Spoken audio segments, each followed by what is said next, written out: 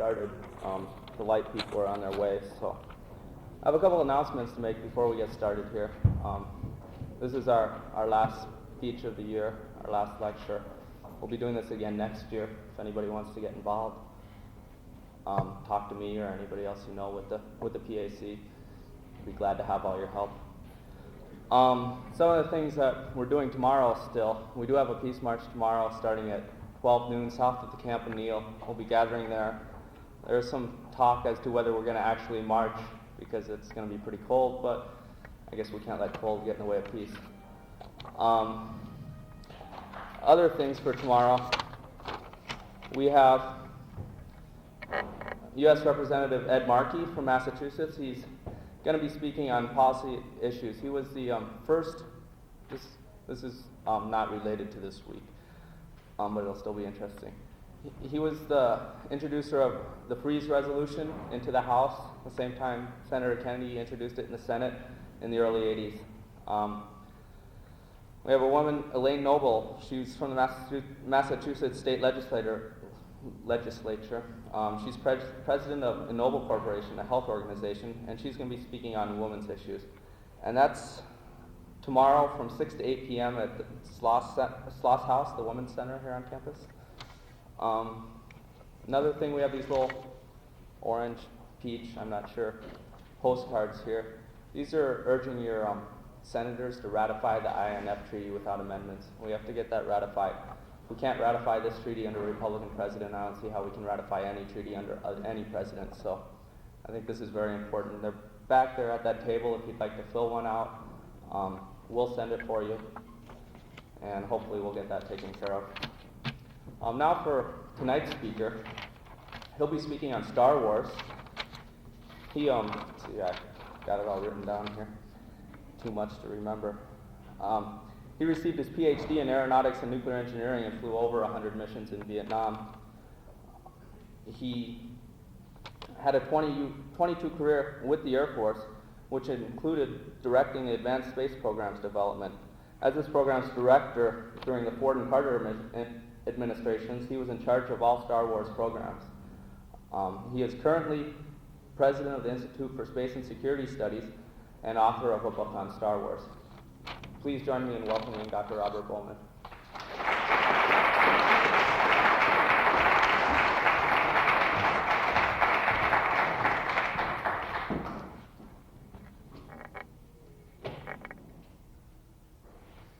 Well, thank you very much. I'm pleased to see you here. Iowa is a madhouse at this particular time. We're going through this unique process which we call democracy. That's really what tonight's about too. We're preparing for a more informed exercise of our democracy. You know, we in this country tend to give a lot of lip service to democracy. Sometimes that's what we mean. Sometimes we really mean something else, but we call it that. I remember just before the last election, a reporter in Washington went up to a man in the street and shoved a microphone in his mouth, and he said, "It's been said that there are two things that can destroy our democracy faster than anything else: ignorance and apathy. Do you agree with that?" And the man said, "I don't know, and I don't care." Well, I'm glad you care enough to be here tonight. I do appreciate that. I wish there was more. As for what you know about SDI, I'm not sure. But I think I can promise you that by the time the evening is over, you'll know more about it than almost anyone in Washington.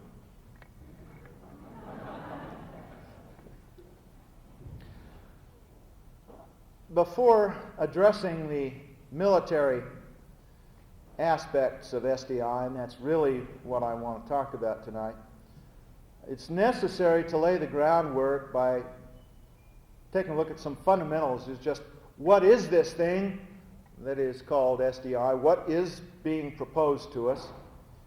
As we commonly know, Star Wars. Now that as we get into it, I may get a chance to explain to you the difference between SDI and Star Wars. There is a difference. SDI is proposed to us as a new way of doing ballistic missile defense. Now, I'm going to start with a little slideshow that will give us a common basis for understanding of our subsequent discussion. This first slide illustrates the proposed mission of any ballistic missile defense system: to intercept and destroy intercontinental ballistic missiles, ICBMs. And this shows the path of such a missile. Now, this isn't the first time that the United States has been involved in ballistic missile defense. As a matter of fact, in the late 60s and early 70s, we built an ABM system and deployed it in the Dakotas to protect our Minuteman missile silos. This early ABM system was a ground-based point defense.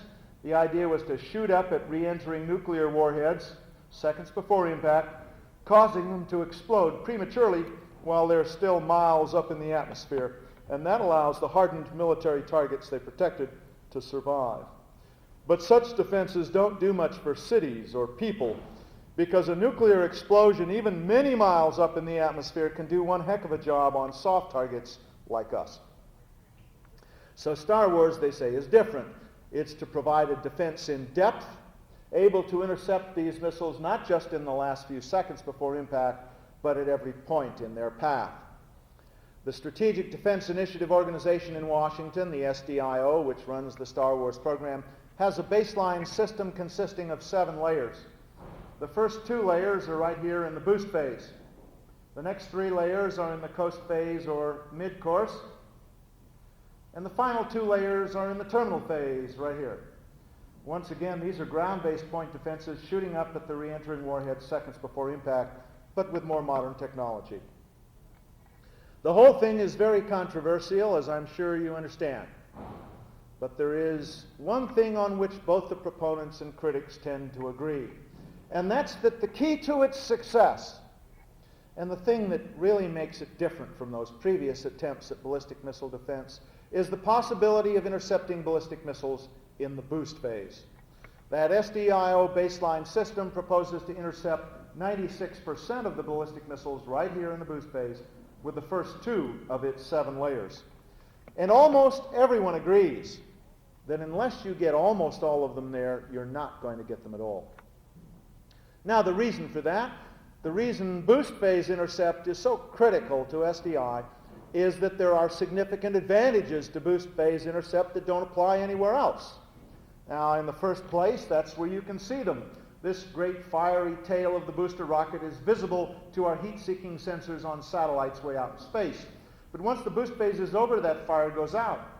The relatively warm booster rocket is thrown away, and then what you're attempting to detect and track are these individual nuclear warheads, which are small and cold, and therefore invisible to our current sensors. To detect and track those individual nuclear warheads would require improved sensors, perhaps 1,000,000 times more sensitive than the ones we have today. Now, the second major advantage of boost phase intercept is that the targets are more vulnerable. When you're going after those individual nuclear warheads, you find that they're encased in a heat shield, very similar to the heat shields we used in the early Mercury and Gemini space programs. It's designed to enable the nuclear warhead inside to survive the fiery re-entry of the Earth's atmosphere over here in the terminal phase.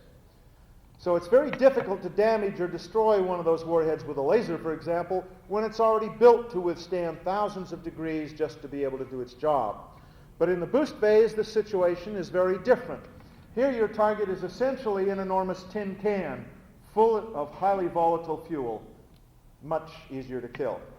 We saw just how vulnerable such a big can of fuel could be just over 2 years ago when the Challenger exploded. Now, the third great advantage of boost phase intercept is that there are far fewer targets to begin with. The Soviets now have about 1,400 ICBMs. Oh, by the time we put up Star Wars, maybe they'd have 5,000 or 10,000. But the point is the same. Each one of those missiles, once the boost phase is over, becomes a great cloud of targets. I've shown here just a small fraction of the number of targets that would come from each single missile. Each booster putting out maybe 20 warheads, and perhaps several hundred decoys that look like warheads. And of course, the Russians might not be nice enough to paint them red and green for us. So whereas in the boost phase you only have a few thousand targets to deal with, out here you have hundreds of thousands, probably more like 1,000,000 targets to find, track, sort out, intercept, and destroy. To summarize then, just the major advantages of boost phase intercept. I understand somebody's going to give a test on this tomorrow. Just the major advantages of boost phase intercept: you can see them, you can kill them, and there's far fewer to begin with. But with all those advantages, boost phase intercept isn't easy. There are some complications. In the first place, boost phase tends to occur right in the middle of the Soviet Union. You have to go where boost phase occurs. Secondly, it lasts a very short time, some 40 to 300 seconds, and it's the combination of those two factors that greatly complicate the task of boost phase intercept. Now, that's not to say that boost phase intercept is impossible. As a matter of fact, Professor Dick Garwin of IBM has invented a very effective means of boost phase intercept. It consists of a machine gun manned by a red-blooded American soldier standing next to every Soviet missile silo. That's a very effective means of boost phase intercept, and it can be accomplished with today's technology. What's more, it's affordable. But of course, it does have one drawback, and that's its vulnerability.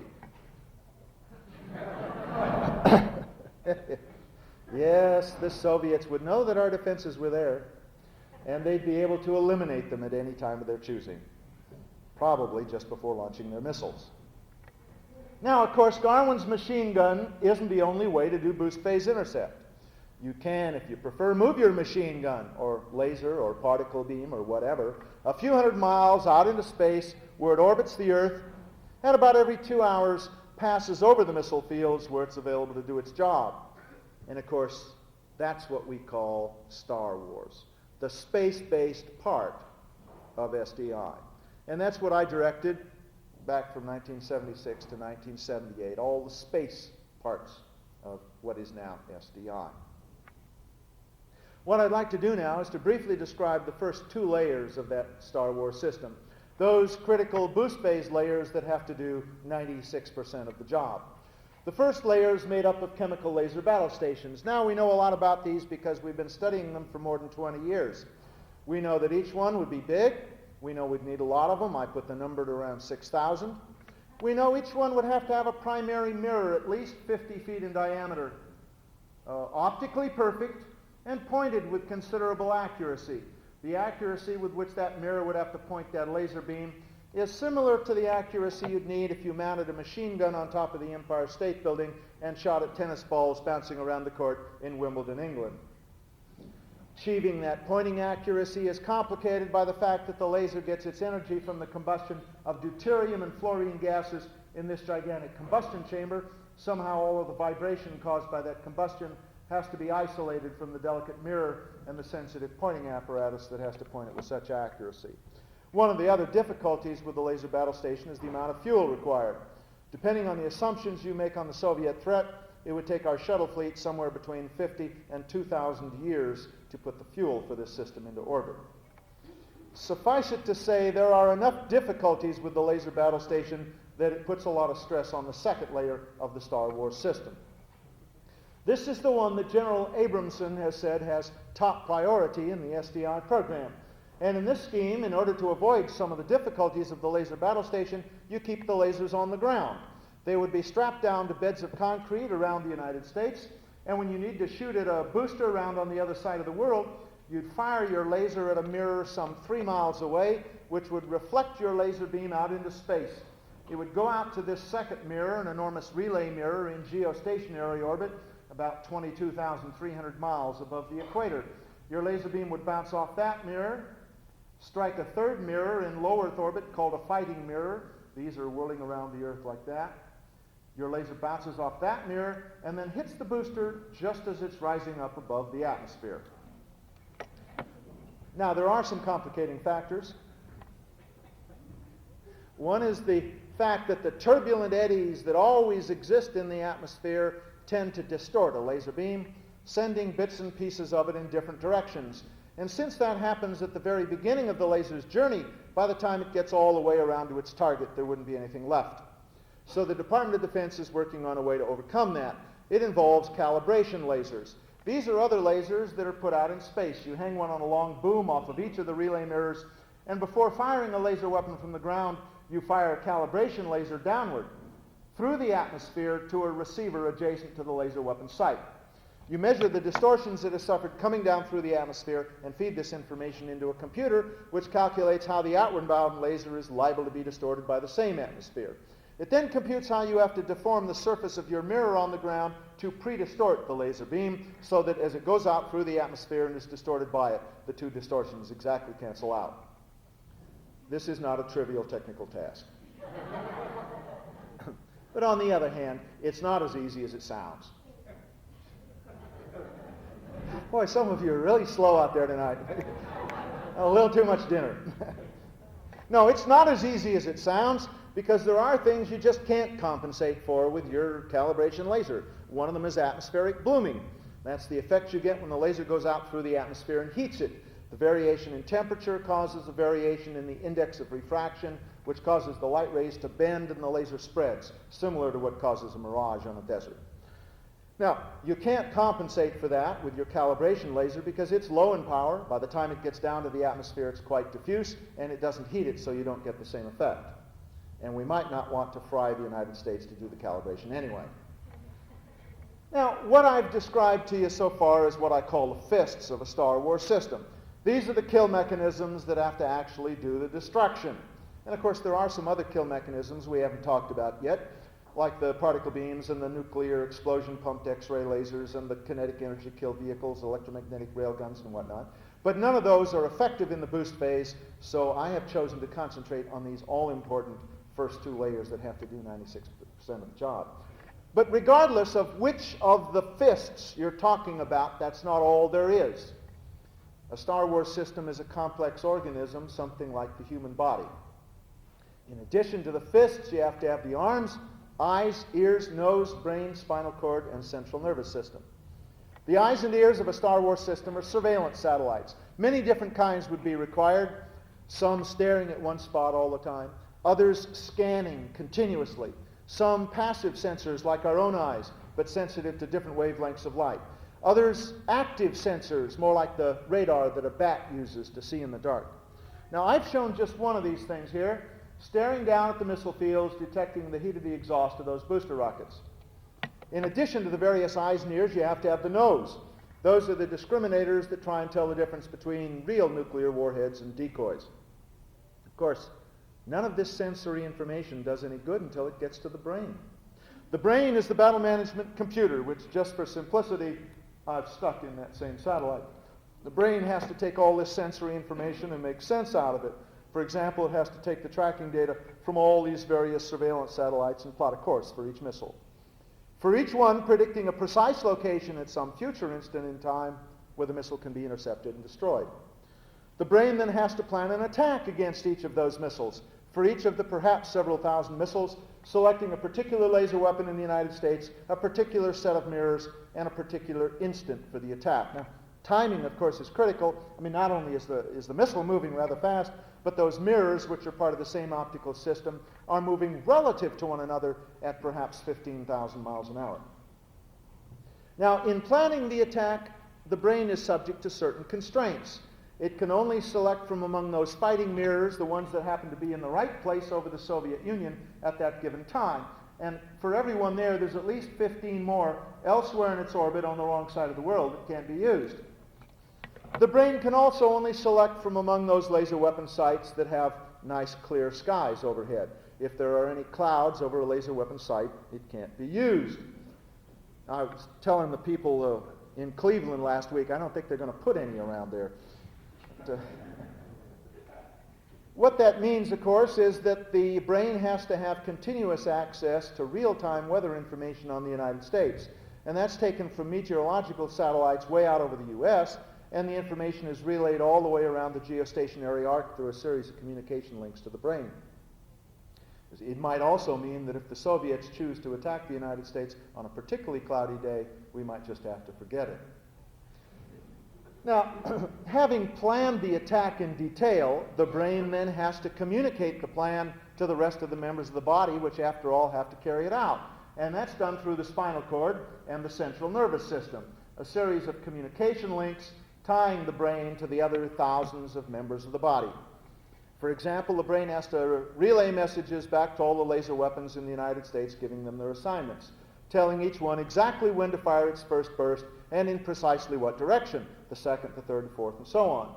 Similarly, the brain has to pass out assignments to all of the hundreds of mirror satellites, each one being told exactly where it's expected to be located in space, precisely what direction it has to point at each instant in time when a laser burst is due to come bouncing by.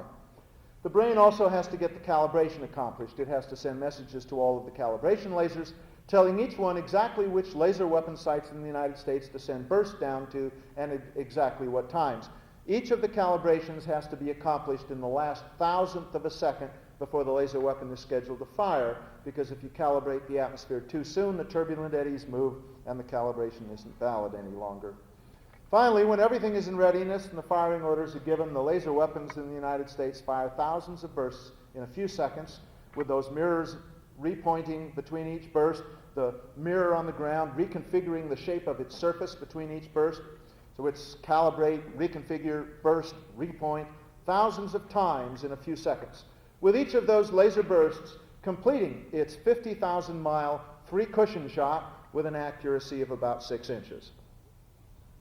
You may note that by moving your machine gun into space, you have somewhat complicated the technology. But interestingly, you have not changed the fundamental nature of the problem of Garwin's machine gun vulnerability, because all these space systems are perfectly visible and perfectly vulnerable. The Soviets would know our defenses were there, and just as with Garwin's machine gun, they could eliminate them at any time of their choosing, probably just before launching their missiles. Now, I must emphasize that if an adversary wants to destroy a Star Wars system, he doesn't have to destroy all its parts. It isn't necessary to shoot down 6,000 laser battle stations. You don't have to destroy hundreds of mirrors orbiting over your territory. All you have to do is disable any one critical organ in the body. Now, have you ever gotten a piece of sand in your eye? Well, I'll tell you, these mirrors are perhaps the most vulnerable part of the system. They could be destroyed by such exotic anti-satellite weapons as a bucket of sand, or a glass of water, or a thimbleful of sewing machine oil. You could blind the eyes of the system with a ground-based laser, or scramble the brain with a nuclear explosion. The electromagnetic pulse and radiation of a nuclear explosion in space sends out an electromagnetic pulse that wipes out computer chips, the neurons of the body, at distances of hundreds, perhaps thousands of miles, giving this body a massive stroke, if you will. You could sever the spinal cord by destroying a communications relay satellite with a space mine or a bucket of nails. Any action you take which disables any one critical function leaves all the rest of the system just a couple of $1 trillion worth of useless junk. Now, I've dwelt at some length on vulnerability because as a military man, I believe that vulnerability is the most important issue regarding anything that is given a defensive mission. But there are a couple of other things to be concerned with as well, and one of them is countermeasures. As a matter of fact, when I directed the Star Wars programs, countermeasures was our most important product. Every time we dreamed up a new Star Wars system, we analyzed it, discovered its weak points, and invented ways to render it totally useless, just in case the Russians tried to put up such a system. And that was always the easiest part of the job. We found we could come up with countermeasures using existing technology and for a tiny fraction of the cost of the systems themselves. Now, I'm not going to get into a lengthy discussion of countermeasures. There's a whole chapter in my book if anyone's interested. But I would like to mention just one because it's rather important. It's the fast burn booster. If you reduce the burn phase of an intercontinental ballistic missile from its current range of 120 to 300 seconds, and you reduce it to perhaps 40 to 60 seconds, as has been proposed for our new Midget Man, then you can complete the boost phase within the atmosphere. Throw away the booster rocket, have the little bus on top let out the warheads and decoys as you exit the atmosphere. And in that way, your entire boost phase is protected from Star Wars weapons that can't penetrate down into the atmosphere to kill you, but have to wait until you come above it to shoot at you. And that includes the short-wavelength lasers, excimer lasers, particle beams, X-rays, kinetic energy kill vehicles, high-frontier vehicles, electromagnetic railguns. None of them, for one reason or another, can penetrate down into the atmosphere, find, and kill boosters. Now, with some of them, it's just that they can't get down into the atmosphere at all, like the particle beams and the X-rays. And with others, they can penetrate the atmosphere, like the rock throwers, the kinetic energy kill vehicles. But once they do, they're blinded. the friction with even a few molecules in the outer layers of the atmosphere heats up the vehicle so that it doesn't see anything but its own heat. It can't see the faint heat from the target it's looking for hundreds of miles away. There is one kill mechanism that at least theoretically can do it, and that's the long wavelength laser. And of course, that's why those lasers tend to be used in those first critical boost phase layers of the Star Wars system. But just because a powerful enough laser can reach down and kill a fast burn booster doesn't mean that the fast burn booster is not an effective countermeasure, because it does affect the economics of the defense. You see, all of the current Soviet ICBMs are the old, antiquated, liquid-fueled variety that the United States discarded some quarter of a century ago. The SS-18s burn for about 300 seconds, and for the last, 250 seconds, are potentially vulnerable to a powerful enough laser, so that at least in theory, each battle station could kill a number of missiles on the way up. But if the Soviets went to a modern solid fuel rocket, such as we tend to use, even though a powerful enough laser could reach down and kill it, each battle station would only be able to destroy one or possibly two missiles in the short time available. What that means is we'd need almost as many battle stations over the missile fields as the other side has missiles. And of course, for every battle station out there over the missile fields, there's at least 15 more elsewhere in its orbit on the wrong side of the world that can't be used. So every time the Russians spend $20 to $50 million for one more missile, we'd have to put up another 10 or 15 laser battle stations at an estimated cost of $1.5 billion to $4 billion apiece. So for what it costs us to shoot down one missile, the Soviets could build and deploy 1,000 more. That's hardly what you'd call cost-effective at the margin. Now, I've alluded to two ways that an adversary might choose to deal with Star Wars.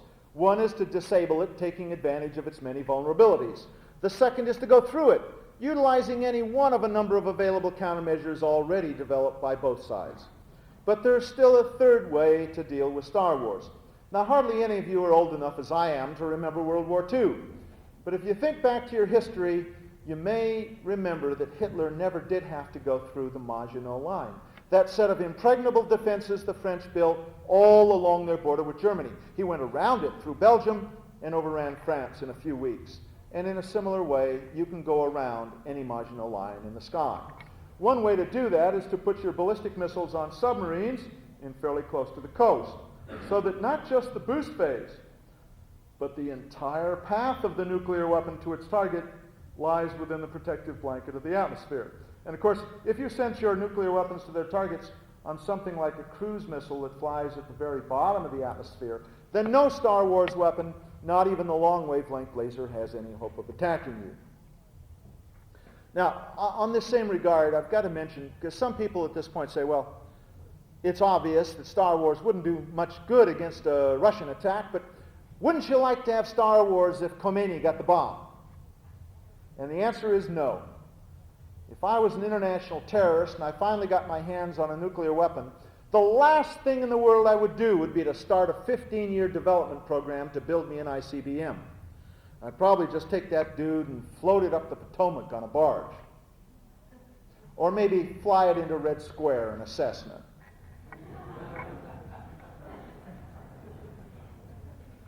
Yeah, there it is. Matthias Rust Cessna, parked between St. Basil's Cathedral and the Kremlin walls. I was probably the first person in Moscow to see that thing coming. I happened to be on the very top of our hotel looking down on Red Square, and I saw him coming about 20 minutes away on the horizon and watched him fly around. I also have at home a videotape with that plane sitting down there, and all around the horizon you see fireworks going off. It was Frontier Day. They were celebrating the vigilance of their border guards.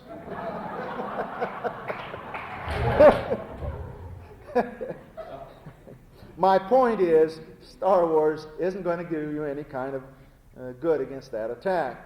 And of course, there are other ways to get nuclear weapons to their targets. I understand here in Iowa the easiest way would be to smuggle it in wrapped in a bale of marijuana.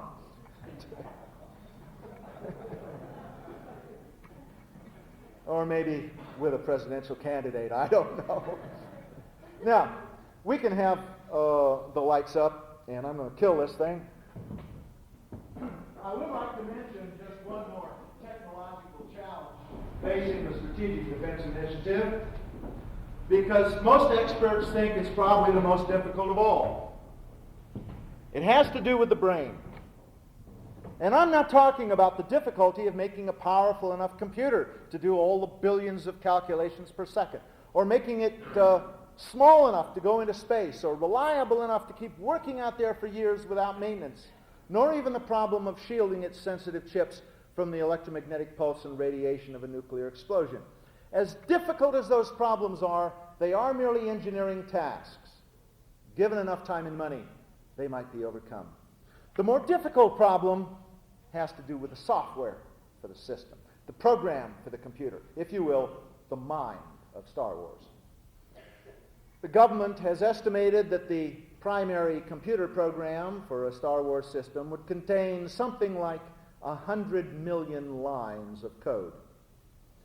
And if someone could give them a statement of the problem so they could get started working on it, it would still take all of the programmers in the country years to write that much software, much less put it together.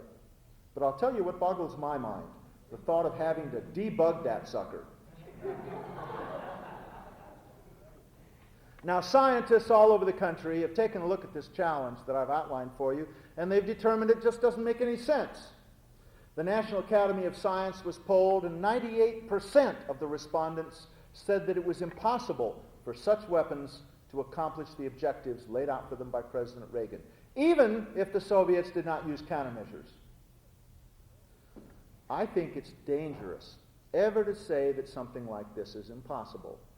After all, it wasn't that long ago they used to tell us it was impossible for man to fly. And now I fly back and forth across the country all the time, 2 and 3 times a week. What's turned out to be impossible is to get my luggage to the same destination. Just before I was here, I was up in Wisconsin, and I gave this in a jacket and pants that didn't match, and anyway, my suit was still in Minneapolis, but that's probably a software problem, by the way. No, we proved it wasn't impossible for man to fly. We built airplanes. But we also learned to shoot airplanes down. And I'm not saying that given enough time and money, the United States cannot build this magnificent 7-layer Star Wars system. But I am saying that if we do build it, from a strictly military point of view, it won't do us any good. There isn't the slightest chance that such weapons can provide an effective defense for the people of the United States. Now, of course, the proponents of Star Wars, for the most part, understand that. And so they've come up with other missions. They're not promising us anymore that it will protect our people. You know, where President Reagan said he wanted to protect people and make nuclear weapons obsolete, now they're talking about protecting the nuclear weapons and making people obsolete. But the new mission for Star Wars is called Create Uncertainty. Create uncertainty in the minds of a Soviet planner contemplating a first strike on the United States. Now, that's a legitimate military mission. At the present time, there is no uncertainty. Any Soviet planner contemplating a first strike on the United States would have absolute certainty that he would fail. And that would still be the case if they had 10 times as many nuclear weapons as they've got today. Even then, they could hit us with a massive surprise attack, and we would still have 6,000 or 7,000 surviving strategic nuclear weapons with which to retaliate, only enough to destroy the Soviet Union about 20 times over. I think that's deterrence enough. More importantly, so do the Russians. Create uncertainty. Give me a break. They've taken a mission that can't be done and replaced it with one that doesn't need doing. Now, if this whole thing is sounding a little strange to you, there may be a couple of questions in your mind. The first is, if it's really so crazy, why are we doing it? Second question can be puzzling too. Why on earth are the Russians trying to stop us? Think about it. Why aren't they just sitting back chuckling, watching us waste our money? Well, that's because it's not a waste of money. There's more to it than that. In the first place, there are military strategists in both the United States and the Soviet Union who believe that you can make these systems effective against ballistic missiles. Now, there are a couple of things you have to do. First, you have to have the element of surprise on your side. I mean, these weapons are so intrinsically vulnerable that you can't just sit back, giving the other guy the first move and letting him decide when you have to use your system, because I can guarantee you then it's going to be totally disabled. No, you have to have the element of surprise on your side if it's to be of any use to you. And secondly, you have to decrease the number of targets you have to deal with to a manageable level. Now, the easiest way to do that is to add one more layer to your system. I call it the pre-boost phase defensive layer. And it amounts to destroying enemy missiles in their silos before they're launched. Now, of course, for that we already have the technology. It's called MX, Pershing II, and Trident II. If we destroy 90% of their missiles that way, it makes the job of the other 7 layers much easier. Maybe even possible, who knows. Now, some of you, of course, may think that that doesn't sound like defense, it sounds like first strike. I hope there's some of you out there. Because, of course, that's exactly what it is. My point is that the only believable use for Star Wars weapons against ballistic missiles would be in the hands of an aggressor to protect him from retaliation from the few missiles he missed in his first strike. And, of course, that by itself is sufficient reason for the Russians to be worried about us getting Star Wars, particularly in light of all the other things we're doing, and in light of the fact that they're about 10 times as vulnerable to a first strike as we are. Now, that's not the whole story. There are other military missions that a Star Wars system can perform, and for which the technology is quite believable. Now, these other missions don't have anything to do with ballistic missiles. They involve other targets that are easier to find and hit and destroy. The easiest of all are satellites. Satellites are sitting ducks. They're not out there for seconds like boosters. They're out there for months or years. And for the most part, they follow fixed orbits. So you always know in advance exactly where they're going to be at any given time. You can plan your attack weeks in advance. And they have soft spots. They're easily killed. Even the crudest of Star Wars weapons, though they'd be totally useless against ballistic missiles, would be very effective against satellites, able to destroy them at will. And that is the first military mission of Star Wars, to destroy opposing satellites and seize military control of space. And that mission is in the President's defense guidance to the Defense Department and has been since 1981. What do you do with space once you've seized it? Well, of course, it gives you the advantage of being the only one who can use space for communications, early warning, surveillance, guidance for your missiles. But more importantly, it means that you can then fortify space with whatever you wish, including more Star Wars weapons with advanced technology. Weapons capable of performing the second mission assigned to Star Wars by the President in his guidance to the Defense Department, to project force in and from space. Studies done for the Defense Department have concluded that before a system of laser battle stations gets good enough to be really useful against ballistic missiles, they will be powerful enough to incinerate cities in minutes, causing the kind of firestorms that consumed Dresden and Hamburg and Osaka in World War II. Now, I don't think we're going to do that. It would be stupid to spend hundreds of billions of dollars for weapons to burn cities when we can already do that with what we've got. The point is, if somebody tells you they're going to go build these things as a peace shield, you have to understand that they're automatically going to get the ability to incinerate cities along the way, with fewer battle stations, a much lower level of technology, and of course, less cost. But there's another whole class of Star Wars weapons much more likely to be used against targets on the surface of the Earth. and in the much more immediate future. These are the kinetic energy kill vehicles, the rock throwers, that are the subject of early deployment, or as they call it now, initial deployment. Internal Air Force studies have shown that a few pounds of metal, properly shaped, fired at the Earth from space, will impact like a meteorite, dig a crater, and at least in theory, be capable of destroying hardened military targets like missile silos and command bunkers totally without warning. What I'm telling you is that the argument you usually hear about the technical feasibility of a defensive shield is irrelevant, because Star Wars has nothing to do with defense.